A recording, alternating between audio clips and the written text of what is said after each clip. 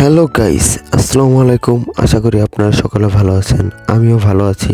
আজকে আমরা চারজন মিলে চলে যাচ্ছি টাঙ্গাইলের ঘাটাইলের মাইদারচালা। শহরের কোলাহল থেকে অনেক দূরে। এখানে আসলে মনে হয় প্রকৃতির মাঝে হারিয়ে যাই। এই খোলা মাঠ, ঠান্ডা হাওয়া আর পাখির ডাক মনকে একদম শান্ত করে দেয়।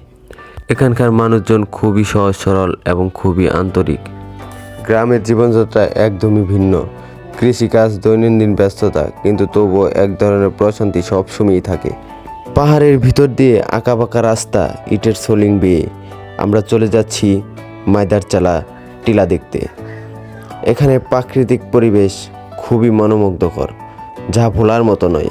দিন শেষে সূর্য ডোবার এই দৃশ্যটা সত্যি অসাধারণ, মনে রাখার মতো একটি অভিজ্ঞতা। যদি তুমি প্রাকৃতিক ভালোবাসা আর একটু শান্তি খুঁজো, তাহলে মাইদারচালা অবশ্যই তোমার জন্য একটি পারফেক্ট জায়গা।